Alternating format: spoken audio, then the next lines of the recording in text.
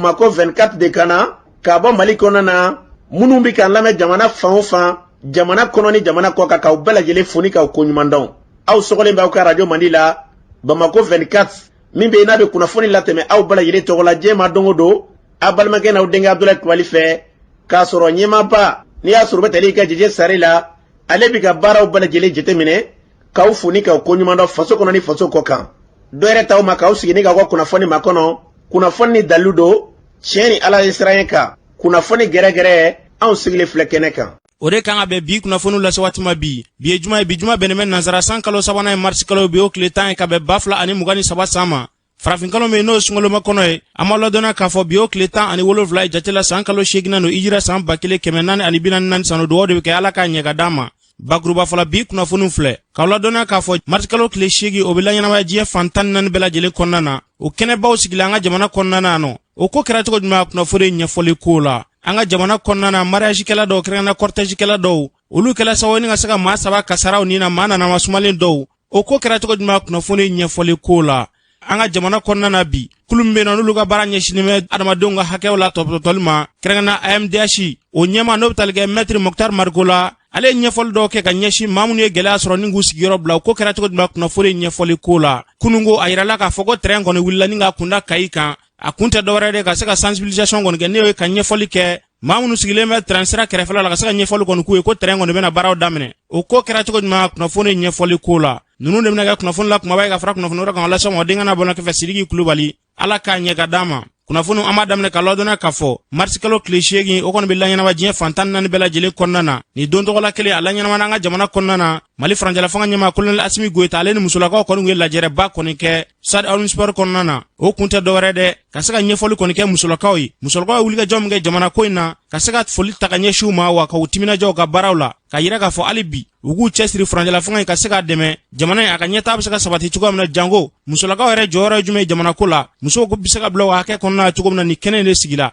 a kɛnɛ kan ministre min ka baara ɲɛsinnen muso ni dun ni denbaya ma Wadijelakaw furumuso Funɛ Kulibali ale kuma min fɔ a kɛnɛ kan o filɛ ɲinan thème international n'i y'a jateminɛ a talen bɛ ka ɲɛsin bɔlɔlɔ de ma musow yɛrɛ bɛ se ka baara kɛ ni bɔlɔlɔ ye cogoya min na ka nafa lase u ka sɔrɔdaw la Ala y'a kɛ anw ta an ye thème wɛrɛ créé an yɛrɛ ye n'o ye thème national ye n'o ye Mali yɛrɛ ka thème ye k'a ta ka bɛn ni Mali yɛrɛ bɛ lahala min kɔnɔna na ni maa min y'a jateminɛ a bɛ san caman bɔ bi Mali donna kɛlɛ kɔnɔ Mali donna degun kɔnɔ Mali duw farala Mali kabilaw farala Mali sɛw kɛlɛla ni bɛɛ binna Mali kan bi an bɛ Ala tanu Ala ye o nɔgɔya an ye sigikafɔ bɛ ka kɛ Ala ni Mali musow ka wuli ka jɔ parce que Mali musow de wula k'u jɔ cɛw ni ɲɔgɔn cɛ k'a fɔ ko ka kɛlɛ dabila mais yɔrɔ minnu na maaw tɛ ka ɲɔgɔn faamuya musow ka kɛ hali bi miseli ye ka kalali kɛ gɛlɛyaba bɛ Mali musow kan n'o ye VBGw ye n'o ye kɛwale jugu ni lahalaw jugu minnu bɛ ta ka ɲɛsin musow ma bi Mali la aw b'a mɛn kuma bɛɛ daɲɔgɔn dɔ b'a a muso bɔnɛ a nin na ou bien a b'a muso bana ou bien baarakɛyɔrɔw yɛrɛ la i bɛ kumakan kolon ko wale jugu a bɛ ta ka ɲɛsin musow ma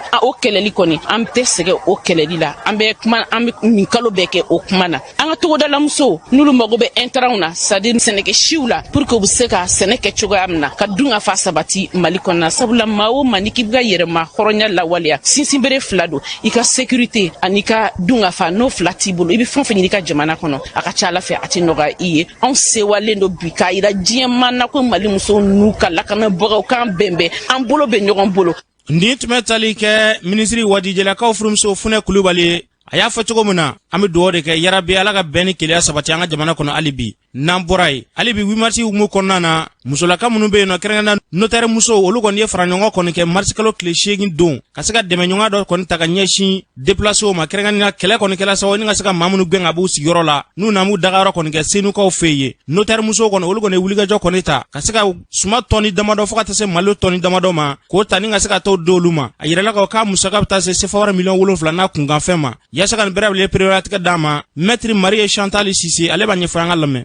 Bon kɔrɔlen an bɛ dɛmɛ don déplacer ma ani centre wɛrɛw la chaque année an bɛ fɛn dɔ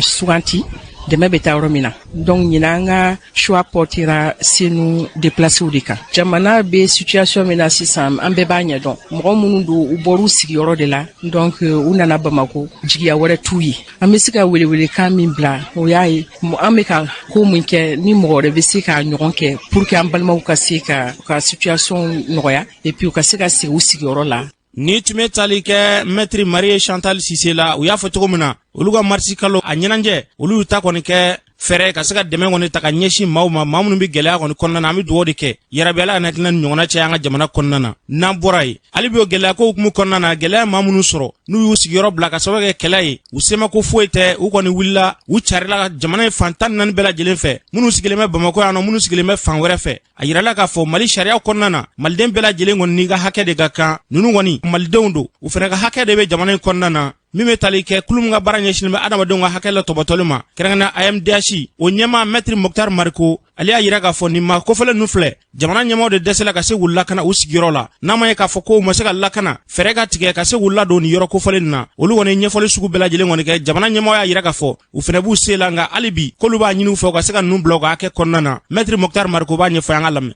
Ne maître Mokhtar Mariko ye AMDH président association malienne des droits de l'homme. Maître kɛlɛ min b'an ka jamana kɔnɔna na mɔgɔ dɔw bɛ yen nɔ u y'u sigiyɔrɔ bila ka sababu kɛ gɛlɛya ye a dɔw bɛ maɲumanko suguya bɛɛ lajɛlen na aw dun ka baara ɲɛsinnen bɛ adamadenw ka hakɛ la tɔbɔtɔli ma ka se ka mɔgɔw bila u ka hakɛ kɔnɔna na yalima nin min kɛlen filɛ nin ye aw tɛ dɔ kalama la wa. Bon ni min kɛlen filɛ nin ye an caman b'a fɔ a la k'a fɔ mɔgɔ minnu bɔra u sigiyɔrɔ la gɛlɛya kosɔn u b'a fɔ min ma insécurité lakanabaliya kosɔn n'u y'u sigiyɔrɔ bila ka na Bamakɔ kɔnɔna na ani dugu wɛrɛ kɔnɔna na anw ka hakili la gouvernement de kan ka wuli ka jɔ kɔrɔ parce que gouvernement de ma se k'u lafasa n'an b'a fɔ ma l'état du Mali état de ma se k'u lafasa k'u protéger u sigiyɔrɔ la o de kama u sera yan donc état fana kan ka wuli ka jɔ a ko kɔrɔ parce que u ka hakɛ ani minnu sigilen no yɔrɔ kelen anw minnu bɛ Bamakɔ lafiya la yan an bɛɛ ka hakɛ ye kelen ye hakɛ fɛn fɛn b'an bolo o kelen de fana b'u bolo sariya fɛn fɛn kan ka boli an kan o kelen kan ka boli u kan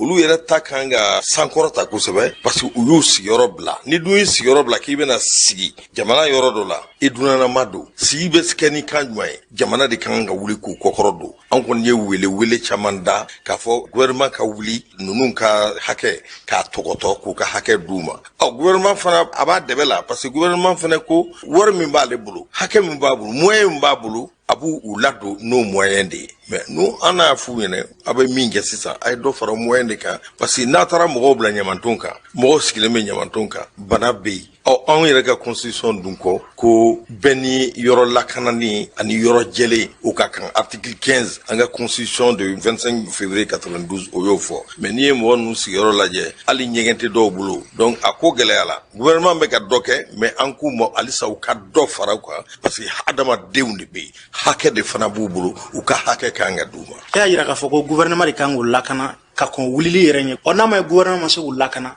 u wulila u sigin bɛ yɔrɔ min na gɛlɛya fana b'u da la aw dun ka baara ɲɛsinnen bɛ ka maliden kelen kelen bɛɛ lajɛlen ka hakɛ lasigi ma n'a ma ye k'a ye ɲɛfɔli kɛ u ma bila ka hakɛ kɔnɔ hali sisan fɛɛrɛ jumɛn wɛrɛ b'aw bolo hali sisan. bon nin ko in na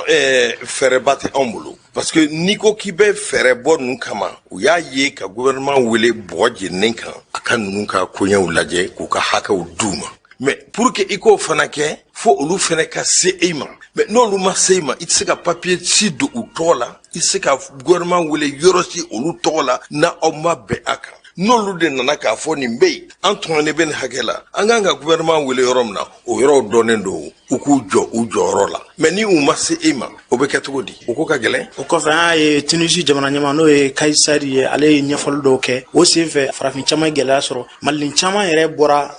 Tunisie jamana kɔnɔ ka na Mali jamana kɔnɔ o baara in fana a ye mun de k'o la. an ni association malienne des expulsés olu de bɛ occuper principalement o la mais comme anw ye droit de l'homme ye lafasa tɔnba ye an n'olu bɛ baara kɛ ɲɔgɔn fɛ ni gɛlɛya min y'olu sɔrɔ u b'o ɲɛfɔ an ɲɛna an bɛ jɛ ka a ko ɲɛɲini mais anw tɛ se ka bila olu ɲɛ parce que olu yɛrɛ de sigilen bɛ expulsés ka droit o lafasali n'o fɛn kama mais an kɔni bɛ min fɔ gouvernement tunisien ye baara min kɛ a ye kodɔnbaliya de kɛ kodɔnbaliya don parce que anw y'a jateminɛ k'a fɔ anw ni tunisiens an bɛɛ tɛ farafin ye quoi u bɛ farafin jamana kɔnɔ yan dugukolo kan continent africain kan mais u yɛrɛ hakili la farafin tɛ quoi ne yɛrɛ kɔni b'a dɔn pour que nin ko ka bila soit gouvernement ka wuli a ka u kuma ɲɔgɔnya u ka bɛn fɛn kelen kan an minnu ye golofinmanw ye u ka se ka considération don anw na u ka se k'a dɔn k'a fɔ maliyɛn don africain fɛn fɛn n'a bɛ dugukolo kan yan u bɛɛ dama ka kan Tunisie la mais n'a ye ko nin jamana jamana ɲini kodɔnbaliya kɛ fɛn fila kɔni don soit jamana bɛ wuli ka se u ma k'u kuma ɲɔgɔnya k'u wele commission africaine na n'o ma se ka kɛ l'association malienne des expulsés yɛrɛ a fana bɛ se ka avocat ta an bɛ se ka fara ɲɔgɔn kan ka Tunisie kɛlɛ k'a kɛlɛ cogo jumɛn an bɛ taa commission africaine na k'a kuma bɔ k'a da ye n'an ba ɲɛnabɔ ye an bɛ se ka taa fo cour africaine des droits de l'homme et des peuples o bɛ Arusha Tanzanie an bɛ se ka taa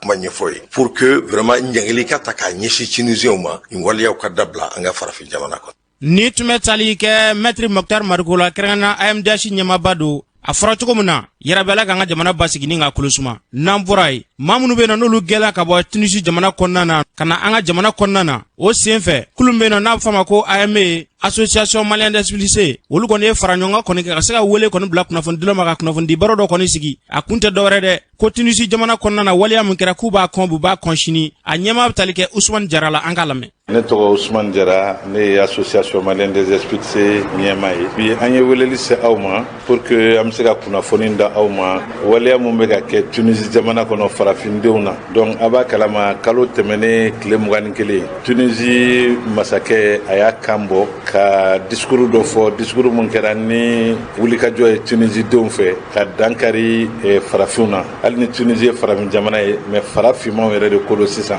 donc nin kɔni kɛra gɛlɛyaba ye gɛlɛya mun ni jamana caman ye kan bɔ ka taa ka mɔgɔ nɔfɛ ka na ayiwa an tilara ka a jɔrɔ fɛn mun na an ye k'a fɔ ko Tunisie denw yɛrɛ président ka discours kɔfɛ u wulila ka girin kɛ bunadamadenw kan ka dɔw jogi ka dɔw bana dɔw yɛrɛ kutuw ka nafolomafɛn bɛɛ lajɛlen tiɲɛ u bolo donc nin kɛra wale mun na a gwanna anw na kosɛbɛ ka da kan anw ye association ye mun bɛ tunkarankew ka jo sariya latɔbɔtɔ donc o gwanni mun kɛra na o de y'a to an y'a wele kunnafonidilaw ka an ka dusumakasa yira walasa diɲɛ ma k'a dɔn ko Tunisie ye mun kɛ farafinmaw na ko o ma diya n ye wa an ma dɔn o ma dɛ ŋaniya b'an na fana na ko ma danni ma an b'a fɛ ka ko lase yɔrɔ la fo u yɛrɛ ma segin ni yɔrɔ mun ye diyagoya de u ka segin kɔ parce que u y'a ye diɲɛma bɛ wulila surtout coopération bɛ baara ɲɔgɔnya bolo caman bɛ u ni farafin jamana wɛrɛw ni ɲɔgɔn cɛ i n'a fɔ Mali ni yɔrɔ wɛrɛw donc Tunisie yɛrɛ masakɛ a yɛrɛ jɔrɔ la donc u nana mesure ta ka weleweleda bila Tunisien bɛɛ lajɛlen ma ko mɔgɔ si kana dankari tugun farafinmaw na tugun ni mɔgɔ minɛna ka numéro vert dɔ bila ko donc ne a ye mɔgɔ ye ko a bɛ ka dankari farafinw na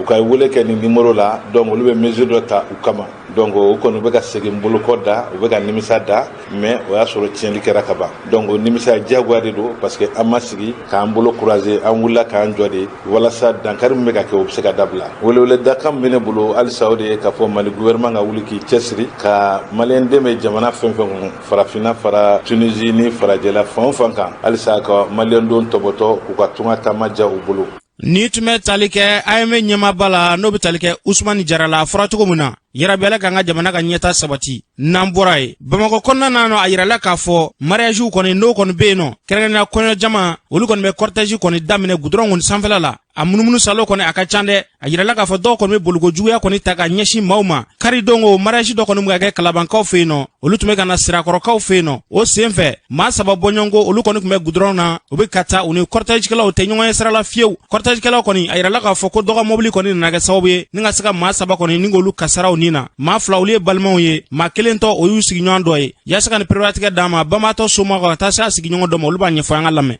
Ne tɔgɔ ye Mamadu Bengali. An balima saba bɛɛ tola accident na o dimanche don n'o ye Sumala Gonzogo ani Alimatu Gonzogo. Sumala de ye dɔgɔkɛ ye. Alimatu yɛrɛ ale bɔla Sikaso ka na k'a bɛna tile fila kɛ a dɔgɔkɛ de fɛ yan. A nana sɔrɔ olu labɛnlen don ko u bɛ taa bɔ u kɔrɔkɛ wɛrɛ la n'o ye Madu Gonzogo ye o sigilen bɛ sira kɔrɔ. U bɛ taa dimanche tile kɛ u fɛ ka baro kɛ o yɔrɔ la. Olu tun tɛ cortège na olu tun bɛ ka taa an balima wɛrɛ de fɛ o sigilen bɛ sira kɔrɔ. O ni kɔrɔkɛlaw ye ɲɔgɔn sɔrɔ o sira de kan. Mɔgɔ fila tun bɛ moto kelen kan n'o ye badenma fila ye Sumala Gonzogo a n'a kɔrɔmuso olu tun bɛ moto kelen na min ye Madu Watara ni ale fana tun b'a tɔgɔla moto la donc accident y'o sɔrɔ o sira de senfɛ u su yɛrɛ de sera Gabriel Tola Anembo Adamu Konate mɔgɔ saba ko ni kɛnɛ karaba yɔrɔnin kelen mɔgɔ min bɛɛ lajɛlen ye furu kɛ mɔgɔ min pɛrila ta Maliyɛn dɔ de don hali n'a sɔrɔ i somɔgɔ tɛ an balima dɔ de don a kɛla hukumu min kɔnɔ o de kama an y'a kanu media ka bɔ a kalama diɲɛ bɛɛ ka bɔ a kalama kɛrɛnkɛrɛnya Mali ka bɔ a kalama accident in sɔrɔla min na n'o ye cortège kɛlaw ka mobili yɛlɛma kuma in ka lase sanfɛ u ka se ka sariya dɔ ta ka walasa ka mɔgɔw ni lakana message damadɔ de bolo k'a ɲɛsin a fɔlɔfɔlɔ ye jumɛn ye o ye jeunesse yɛrɛ fɔlɔfɔlɔ ye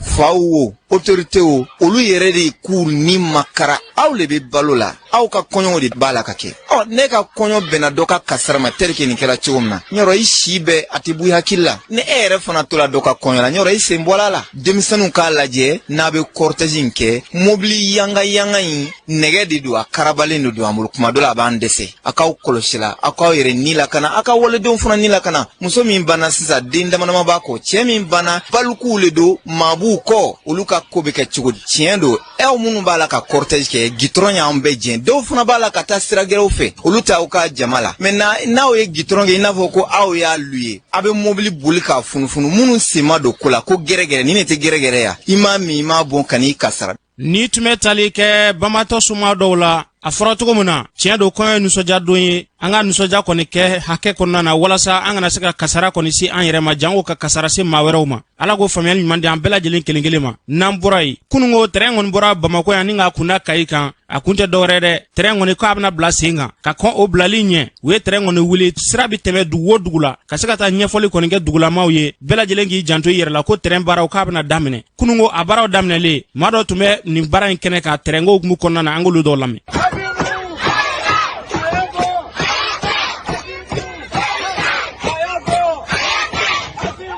an bɛ terrain kɔnɔ an bɛ ka taa mission d'information et de sensibilisation na Kayi an bɛ ka taa an balima minnu bɛ terrain sira la an bɛ ka t'u kunnafoni ani ka hakilina di u ma cogo min na ni terrain bɛ wuli nin kɔfɛ a ka kɛ bɛɛ lajɛlen k'i ka responsabilité assumer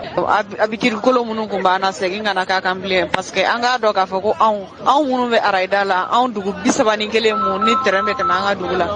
anw de sigikun ye terrain ka tɛmɛli ye voilà ni terrain ma tɛmɛ anw de tɛ balo anw de ka dabalo sigilen don terrain tɛmɛli la an nisɔndiyalen kɔni bɛ ka taa Kayi nin ye terrain bɔlen ye parce que bi m'an bila an bɛ ni terrain de nɔfɛ anw ka dugu sigilen don rayida de fɛ ni terrain tɛ foyi man ɲi an degunna yɛrɛ de fo k'a fɔ k'an degunna nin bɛ ka fiɲɛ min bɔ an senkɔrɔ bi an sewalenba de don alhamdulilayi ala kɛnɛ de b'a dɔn terrain kɔnɔ an bɛ ka taga Kayi donc an bɔra Bamako sɔgɔmada in na vers 8h45 maintenant vraiment délégation kɔni n y'a yɛrɛ la an jɔra yɔrɔ o yɔrɔ population bɔra population riveraine bɛ ka bɔ vraiment parce que terrain ko in ka di u ye parce que an tɛ foyi dɔn an bɛ terrain de dɔn ni tun bɛ tali kɛ maa dɔw ka seereya la kɛrɛnkɛrɛnnenya terrain baarakɛlaw a yirala k'a fɔ u bɛɛ lajɛlen kɔni farala ɲɔgɔn kan kunungo ni ka se ka terrain kɔni wuli ni ka kunda Kayi kan an bɛ dugawu de kɛ yarabi ala ka terrain ko sabati an ka jamana kɔnɔ n'an bɔra yen Bakɔ Jikɔrɔnikaw fɛ yen nɔ a yirala k'a fɔ yɔrɔ kofɔlen dɔ kɔni bɛ yen kumaw cayalen bɛ o nɔfɛ badawolo la yɛrɛ la Cɔyi o badawolo yɔrɔ in a yirala k'a fɔ ko musolakaw de olu bɛ sɛnɛ kɔni kɛ yɔrɔ in na kɛrɛnkɛrɛnnenya musokɔrɔba dɔw olu bɛ nakɔ de sɛnɛ yɔrɔ in na sifinnakaw y'a yira k'a fɔ ko dɔw kɔni bɛ ka na o yɔrɔ kɔni morceli k'u bɛ k'a feere olu kɔni y'a yira k'a fɔ nin yɔrɔ kofɔlen k'a tɛ jɔ dɛ ko badawolo don wa olu ka musokɔrɔbaw ka nasɔn ɲini yɔrɔ don wa olu yɛrɛ bɛ taa lafiya nin yɔrɔ kofɔlen na ko a tɛ jɔ dɛ Bakɔ Jikɔrɔni sifinnaka dɔw b'a ɲɛfɔ an k'u lamɛn Mamadu Goro Fofana le président du CNG de Bakɔ Jikɔrɔni kabini an fitini fo bi nin yɔrɔ in ye ba kɔnɔna de ni ba fara yɛrɛ ji bɛna fo kun in na an ka musokɔrɔbaw n'u ka dayirimɛni ɲini ka ɲuguw tigɛ u bɛ se ka feere cogoya min na u bɛ an ka nan duman dun mais ni ba yɛrɛ fara yɛrɛ musokɔrɔbaw tɛ se ka nakɔ yɛrɛ fɛnɛ sɛnɛ bilen u bɛ bɔ yan parce que ni ji fara ji bɛ yɛlɛn trop kaɲɛlankolon de don ka taa fo yan fɛ bon a projet bɛ mɔgɔ min bolo k'a morceler u b'a projet bila c'est ka di quoi a tɛ se ka feere fɛn min don bɛɛ ɲɛ b'a la fɛn dogolen tɛ dugu de ta don jeunes bɔlen don moti yɔrɔ in feereli a ka jɔ yanni kɔni yan feereli a man d'an ye bi a man d'an ye sini wa an ye fantanw ye an da yirimɛ bɛ nin de la yan nɔ an b'a mɔdenninw sɔn k'an denw fana sɔn n'olu ko fɛn t'u bolo don min na n'o y'a sɔrɔ dɔɔnin b'an bolo an b'o ko kola hɛmɛ ɲɔgɔn fɛ n'a fɔra k'u ka nin bɛɛ feere an bɛ taa mini ni faamaw sera ka hinɛ anw na ka yan t'an bolo a ka d'anw ye dɛ wala a ka d'an ye bakɔnɔla tɛ yɔrɔ jɔyɔrɔ ye bon an bɛ mun ɲini o de ye a feereli ka jɔ mɔgɔ b'a ɲɛma ni mairie de b'a ɲɛma mairie k'a jɔ ni an ka dugutila de b'a ɲɛma dugutila k'a jɔ ko jeunesse ko yɔrɔ in tɛ feere bi k'a tɛ feere sini on est déterminé ni tun bɛ tali kɛ Bakɔ Jikɔrɔni sifinnaka dɔw ka taa s'u ka musokɔrɔba dɔw ka seereyaw ma nin kuma in fɔlen dugujigilakaw olu y'a yira k'a fɔ nin baara in y'olu ka baara de ye wa olu ka yɔrɔ de don fɛnɛ yɔrɔ in dilen bɛ musokɔrɔbaw ma singa de la k'u ta tɛ dɛ olu kɔni ye fɛɛrɛ de kɛ ka se ka yɔrɔ in kɔni k'a morceler wa k'u bɛna feere walasa mɔgɔ wɛrɛ kana n'olu ka yɔrɔ kɔni ta an ɲininkali kɛ dugutigi la Lasana Jakite an k'ale lamɛn ne tɔgɔ ye Lasana Jakite ne Bakɔ Jikɔrɔni dugutigi ye bi an mɔkɛ de yan nɔ tu tigɛ mɔgɔ ye dugukolo sɔrɔ yan yɔrɔ nin na a bɛɛ y'a sɔrɔ an Jikɔrɔnikaw de fɛ sopaseman min korilen filɛ nin sopaseman nin kɛra an ka bada la an ma bɔ a kalama dugukolo dun y'an ta ye o kama an wulila ka se an dɛmɛbagaw ma olu ka se ka yan nɔ tila yɔrɔtigiw ni ɲɔgɔn cɛ olu yɛrɛ de ye papiye kɛ ka d'an ma ka na se ne ma an tora mɔgɔ bɛɛ u farala ɲɔgɔn kan ka na se ne ma k'a fɔ k'u b'a ɲini ko ka nin yɔrɔ nin morisile ka tila mɔgɔw ni ɲɔgɔn cɛ c'est fait depuis 2019 bon an y'a ye o don denmisɛnnin vagabond dɔw nana fara ɲɔgɔn kan ka na manamanakan ni fɛn ninnu fɔ ko dugutilakaw ye yɔrɔ feere dugutilakaw ye yɔrɔ feere yɔrɔ ni foyi ma feere fɔlɔ an kɔni ye yɔrɔ morisile dugukolotigiw ni ɲɔgɔn cɛ mɔgɔ si ma fɛn sɔrɔ yɔrɔ na ni dugukolotigiw dama tɛ minnu mɔkɛw ta ye dugukolo ye olu de ye dugukolotigiw ye yan nakɔ sɛnɛla fɛn filɛ nin yɔrɔ la na bɛɛ singan de ye mɔgɔ kelen tɛ na k'a fɔ ko mɔgɔ min ka dugukolo bɛ yan mɔgɔw b'a singo ma k'u ka nakɔ sɛnɛ donc o de kama an mago sera yɔrɔ ma an ko vraiment an bɛna yɔrɔ nin baara quoi parce que yanni mɔgɔw kana minɛ an na ten gansan an yɛrɛ k'a minɛ k'a kɛ cogo dɔ la an dama ni ɲɔgɔn cɛ o de ka fisa ni mɔgɔ fu k'a minɛ an ye u ye pique ninnu bɔ k'a bɛɛ ci bon vraiment o kɔni an kɔni tɛ fɛ ka nin ko nin bila nin cogo la tantɔ ta ni tun bɛ tali kɛ Lasana Jakite la kɛrɛnkɛrɛnnenya Bakɔ Jikɔrɔni dugutigi a fɔra cogo min na yarabi Ala ka bɛnɲɔgɔnya sabatiw ni ɲɔgɔn cɛ n'an bɔra ye ntɛnɛndon kuranɛkalan belebele o labɛnna ni k'o kɛ sankaw fɛ yen nɔ kuranɛkalan a kun tɛ dɔwɛrɛ dɛ u y'a yira k'a fɔ k'u ka cɛkɔrɔba n'o bɛ tali kɛ Salifu Konate la ale fatura a yirala k'a fatulen san 2 de ye u bɛ kuranɛkalan kɔni kɛ k'o kɛ tasibila ka ɲɛsin a ma min bɛ tali kɛ Karimu Konate ale n'a badenw u bɛɛ lajɛlen kɔni bɛ bɔ Bamakɔ kɔnɔna na nɔ ka se k'u kunda Santoro ani Karande kan ka se ka taa u ka duba kɔnɔna na kɛrɛnkɛrɛnnenya Burama Konate ale ka denbaya maa bɛɛ lajɛlen u nana ka na ni kuranɛkalan kɔni kɛ sankaw fɛ yen nɔ kɛnɛ in ka yen nɔ min bɛ tali kɛ Sufi Baba Konate fo ka taa se Musa Lasana Darabo ma olu b'a ɲɛfɔ an k'u lamɛn سبحان ربك رب العزة أما يصفون وسلام على المرسلين والحمد لله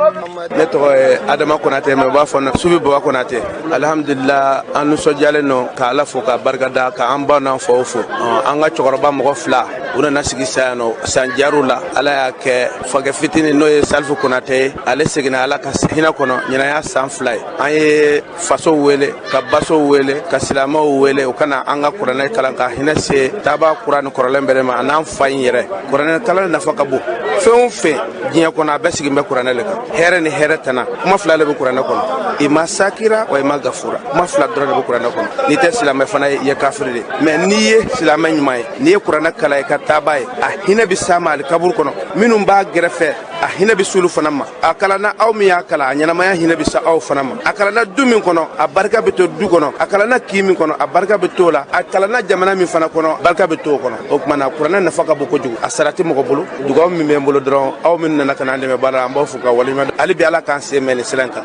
jamana in an bɛ Ala deli Ala ka jamana basigi Ala k'an ka jamana kolosuma Ala k'an ka jamana basigi Ala k'an ka jamana kolosuma jadi min b'an ka jamana kɔnɔ Ala k'a bɔ a kɔnɔ juguya min bɛ jamana kɔnɔ Ala k'a bɔ a kɔnɔ Ala k'an ka jamana fili. Musa Lasana Darabo ka bɔ Bamakɔ n'i y'a ye an nana ziyara la an ka cɛkɔrɔba ye n'o de ye Baba Konate ninnu fakɛ Ala ka wele sera a ma bon alhamdulillah kuranɛ ninnu k'an ma inna l'insani lisan ila masa ko foyi tɛ jɔn ye fo i baara min kɛ bon an n'a jɛra min na o ye Ala ko ye ani cɛkɔrɔba in jɛra min na o ye silamɛya ye an n'a jɛra min na o ye diinɛ ye bon foyi fana tɛ an bolo fo n'a kɛra dugawu kɛ ye ani kuranɛ jigi ka lase a ma sabula Ala kɛra ko sallallahu alaihi wasallam a ko ni jɔn fatula i ka baara bɛɛ lajɛlen bɛ jɔ fo n'a kɛra baara 3 ye sarakatuli jariya ani maa min den ɲɛnama sɔrɔ den ninnu bɛ dugawu kɛ e ye walama maa min dɔnniya dɔ sigi sen kan i talen kɔfɛ dɔnniya b'i nafa cɛkɔrɔba in y'a ka diɲɛlatigɛ bɛɛ di Ala ma k'a denw di Ala ma cɛman ni musoman k'a bɛɛ di a ma an ni cɛkɔrɔba in an tɛ se ka foyi seereya la fo n'a kɛra Ala ko ani silamɛya ani diinɛ ɲuman o la an farala denw n'a mɔmɔdenw kan ka na san yan ka na duwawuba k'a ye ka na kuranɛ jigin a ye kira ka sahaba dɔ bɛ kuma la surunya n'o de ye Bilali ye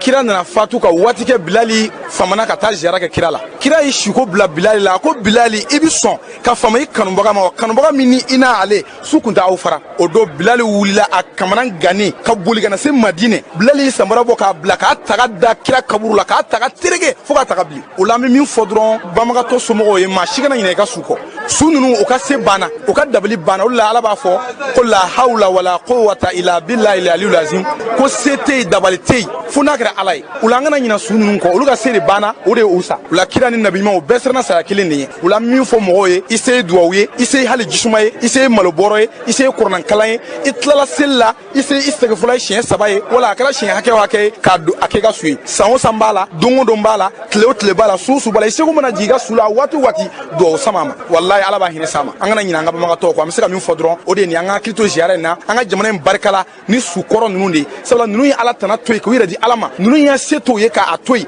k'o denw bɛɛ ta ka di ala ma k'o denw bɛ di kɔrɔna ma o la mɔgɔ min nana kɔrɔna jigi san yan yara bi cɛkɔrɔba ninnu ye ala ka nɛgɛ lakana ka fɛnɛ an bɛɛ ɲumanya bɔrɔ la ala ka kira hɔrɔma kama cɛkɔrɔba sanuma ninnu yɛrɛ bonya kama don in ala ka barika don a la kunnatela ala k'o kɛ kelen ye k'o don da kelen k'o bɔ da kelen kira hɔrɔma salatu bonya sɔli ala rasulil karim ni tun bɛ tali kɛ sufi baba konate fɔ ka taa se musa lasana darabo ma sankaw fɛ yen nɔ o kɛnɛ ka yen nɔ min bɛ tali kɛ burama konate a ka du musolakaw olu fana b'u ka nisɔndiya dogo nin ko in na an k'olu lamɛn. ne tɔgɔ ye mariam kamanta kuranɛkala an mɔgɔ diɲɛ nɔgɔya a bɛ ka lahara nɔgɔya ala k'an ka diɲɛ n'an ka lahara nɔgɔya. ne tɔgɔ ka konate an ka seko ka kuranɛjigi an nan'o la ka na an ka cɛkɔrɔba taara an bɛ dugawu kɛ ala k'a hinɛ sigi kuranɛ kɔrɔlen ala ka jamana bɛn kelen ma ka jamana yiriwa ka taa ɲɛ di bɛɛ ma ka bɛɛ ka laɲiniw ɲɛ. ne tɔgɔ ye mariam daramɛ ka bɔ san kuranɛjigi kɔni nafa a tɛ ban koyi n'anw kɔni ka mɔgɔ fatura san o san an b'i kuranɛjigi kɛ k'a hinɛ san taaba kɔrɔma a n'a kurama an b'a kɛ k'a ɲɛsin u bɛɛ lajɛlen ma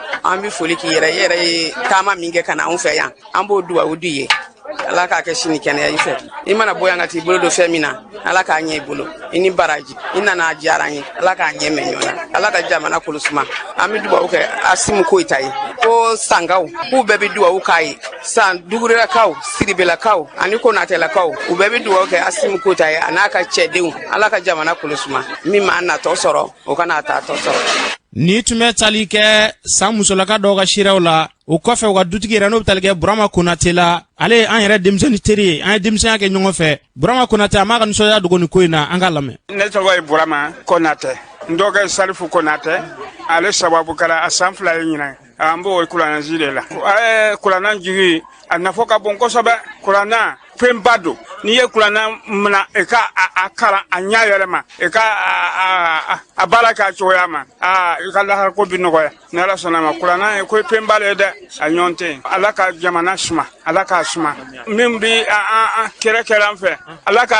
a bɛɛ nagasi a kɛrɛkɛbaw ala ka bɛɛ nagasi ala ka bɛɛ nagasi ala ka an ka sɔrɔsiw ala ka o cɛ ɲɛfɛ an b'a fɔ kosɛbɛ an b'a ka président fo président ye mɔgɔ ɲɛnama ye koyi ne bolo ko natɛ kun bɛ président fo kaba sira jamana kunna an ni najirila lafiyara. ni tun bɛ tali kɛ burama konate ale ka siraw la a fɔra cogo min na a yirala k'a fɔ a yɛrɛ si bɛ sanji 87 bɔ ɲɔgɔn la an bɛ dugawu de kɛ yarabi ala ka sijan ni kɛnɛya kalifa a la n'an bɔra yen fesipako o kɛra burukinakaw fɛ yen nɔ o sen fɛ a yirala k'a fɔ diɲɛ maa caman kɔni kun taa mɛn nin fesipako in kɛnɛ kan an ka jamana kɔnɔna na an ka minisiri min ka baara ɲɛsin bɛ seko ni dɔnko yakuwali ma an dogoli gindo ale tun b'a kɛnɛ kan a ye kuma min fɔ yen nɔ o filɛ. Burkina président de la transition o nana au cérémonie clôture là donc o b'a yira k'a fɔ ko in ye koba ye et puis fesipako farafina jamana bɛɛ ka ɲɔgɔn sɔrɔ yɔrɔ do ka farafina culture célébrer ka magnifier à travers le cinéma an bɛɛ y'a ye k'a fɔ ɲinan participation vraiment à niveau kun ka bon surtout Mali kun bɛ a kɛnɛ kan ni jala ye jala min n'a bɛ fɔ a ma ko denfaya donc Burkina ye o bonyaba de ta ka Mali sɛgɛrɛ donc Mali fana ma o bonya in kɛ fɛn fitinin ye parce que aw hakili b'a la fesipako in dayɛlɛni yɔrɔ la a cérémonie la Mali gouvernement ɲɛmɔgɔ docteur Choguel Kokala Maïga de nana délégation ba dɔ de kunna a délégation ministre tun b'a la an ka gouvernement ministre mɔgɔ 8 o de tun bɛ yan et d'autre part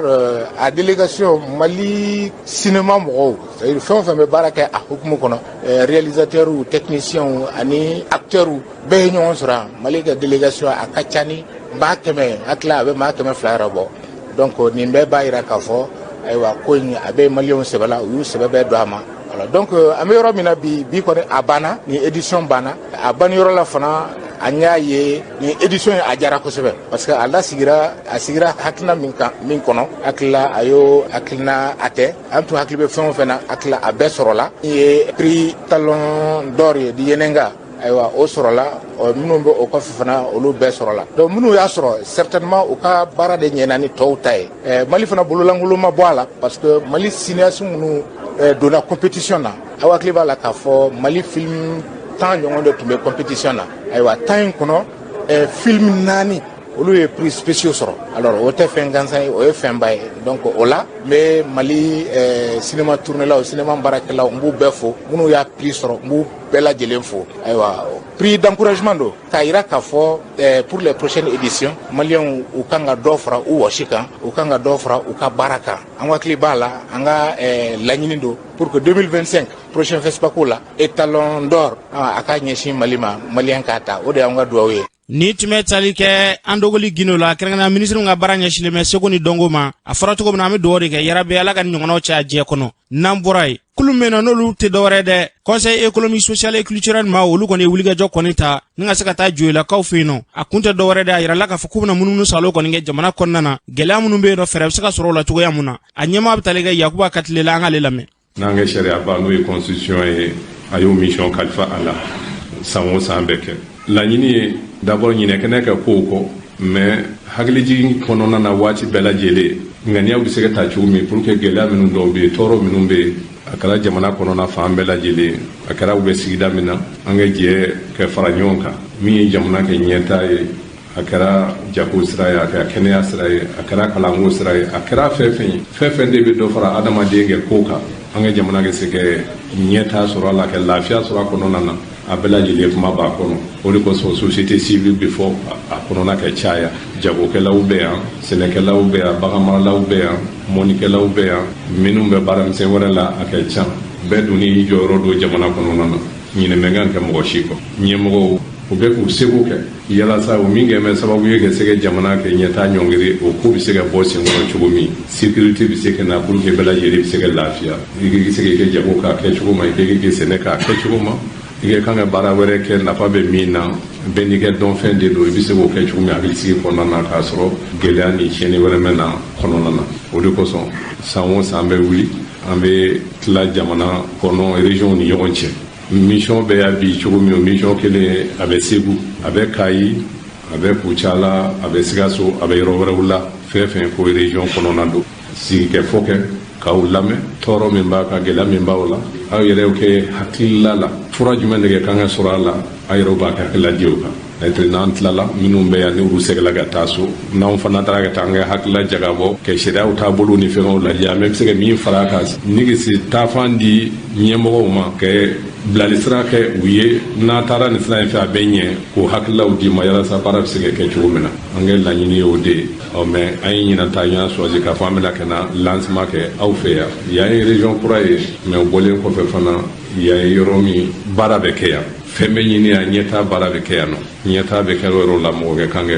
gɛrɛ a tigi la ni ka se ka a tigi encourager yalasa a kɛ laɲini a bɛ se ka sabati cogo minnu na. Ni tun bɛ tali kɛ Yakuba Katile la a fɔra cogo min na yarabi Ala ka ni ɲɔgɔnnaw caya an ka jamana kɔnɔ n'an bɔra yen formation dɔ o sigila sen kan ka kɛ an ka jamana kɔnɔna na a kun tɛ dɔwɛrɛ dɛ ka se ka kunnafoni kolon kɔni k'o sɛgɛsɛgɛ ka bɔ kunnafoni ɲumanw na a formateur yɛrɛ bɛ tali kɛ Aliou Diallo la ale b'a ɲɛfɔ an ka lamɛn. Ne tɔgɔ Aliou Diallo ye n bɛ Bɛnbɛrɛ la bi an kun bɛ formation dɔ la tile saba formation min bɛ taa kunnafoni kolon minnu bɛ cari bɔlɔlɔ sanfɛ olu kɛlɛli la. Kunnafoni kolon a kɔlɔlɔ bɛ se ka kɛ mun ye jamana kɔnɔ. Kunnafoni kolon carili bɔlɔlɔ sanfɛ a kɔlɔlɔ barika ka bon kosɛbɛ parce que bɔlɔlɔ kɛra yɔrɔ dɔ ye bi maaw bɛ ɲɔgɔn sɔrɔ yɔrɔ min na surtout sifinlakaw olu bɛ taa kunnafoni ta a yɔrɔ la bɛɛ n'i y'a ta ka jateminɛ sifinlakaw tɛ maaw ye mɔgɔ minnu bɛ journaux kalan ou bien k'u bɛ télé filɛ ou bien k'u bɛ média wɛrɛ lamɛn ka caya mais bɔlɔlɔ kɛra yɔrɔ dɔ ye a bɛ sɔrɔ waati bɛɛ a bɛ sɔrɔ heure bɛɛ wa kunnafoni bɛ a kan sanga n'a wagati bɛɛ donc kunnafoni minnu b'a kan n'a ma kɛ kunnafoni sinsinlenw ye ou bien mɔgɔ minnu bɛ taa kunnafoni ɲini ye n'olu ma kɛ maaw ye minnu bɛ kunnafoni lajɛ ni seginkɔ ye ni hakilisigi ye dɔrɔn a bɛ kɛ problème ye donc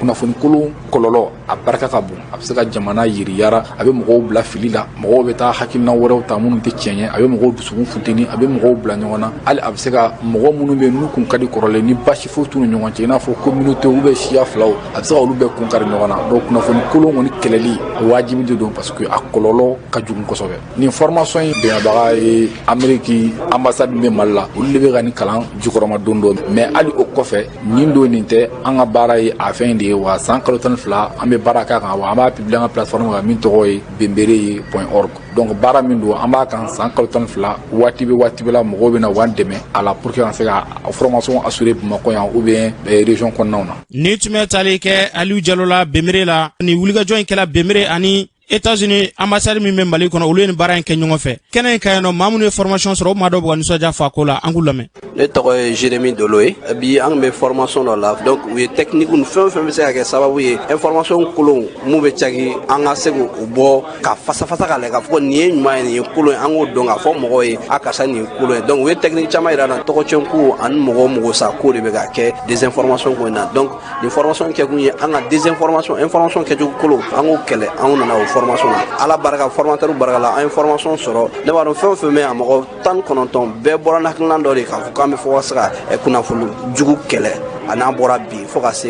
don nataw ma. Adamaden ye kunnafoni de ye. Kunnafoni ɲuman t'i bolo dɔrɔn i bɛ ko min kɛ i t'a dɔn yɛrɛ. Fili bɛɛ de ye kunnafoni de ye. Fatumata Zet Kulibali. An tun bɛ tile 3 lasigi dɔ la. A tun bɛ min kan o de ye n'an ye kunnafoni lankolon ye an bɛ se k'a kɛlɛ cogo di. Yanni an k'a kɛlɛ an b'a dɔn cogoya jumɛnw na ko kunnafoni lankolon de don. En plus de cela kunnafoni ni a carina yanni an ka da la ou bien ka siga a la fɛnɛ an k'a lajɛ ka se ka kunnafoni sɛgɛsɛgɛ ka se k'a ɲɛdɔn yanni anw fɛnɛ k'a cari tuguni ka taa se maa wɛrɛw ma. Sabula a carinen ka taa se maa wɛrɛw ma k'a sɔrɔ anw m'a dɔn ni tiɲɛ don ni nkalon don a bɛ se ka na ni kɔlɔlɔ caman ye. I b'a fɔ wagati min na an bɛ sisan nɔ yɛrɛ Mali bɛ wagati min na ni waati in na min kɔni ye gɛlɛya dɔɔni o b'an kan. N'a fɔra tuguni ko ka tila ka kunnafoni lankolon ka se k'olu cari tuguni k'a sɔrɔ an m'a ko sɛgɛsɛgɛ ne fɛ halisa o bɛ na ni gɛrɛntɛ dɔ ye a bɛ na ni sigi gɛlɛyali ye fo ka taa se min kɔni ye ethniw ye siyaw ye a bɛ na ni gɛlɛya caman ye olu yɔrɔ la.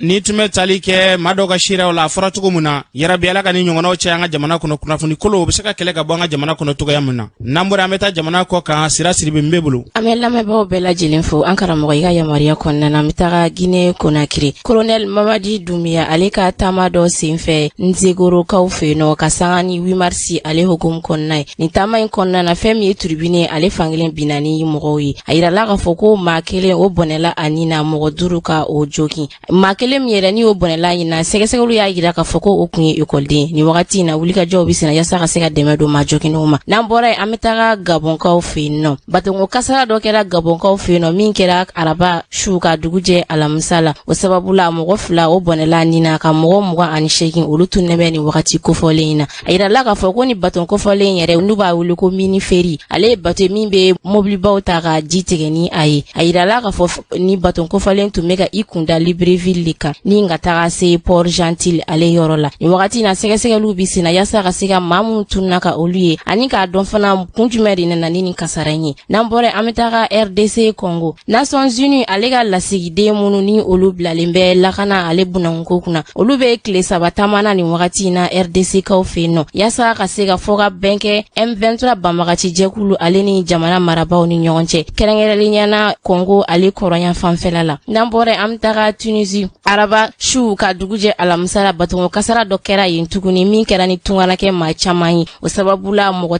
14 olu bɔnɛla o ni na ka maa 54 olu sera ka bɔ. A yirala k'a fɔ ko ni tunganakɛ ninnu ye golofimaw ye minnu tun bɛ ka bɔ Tunisie jamana kɔnɔna na ka sanga ni Tunisie jamana ɲɛma ale ka kumakan cɛjugu ye ka a ɲɛsin golofimaw ma. An karamɔgɔ tun ye min sɔrɔ ni tun dɔ ye. Sira Siribe y'a fɔ cogo min na an bɛ dugawu de kɛ yarabi Ala ka bɛɛ lajɛlen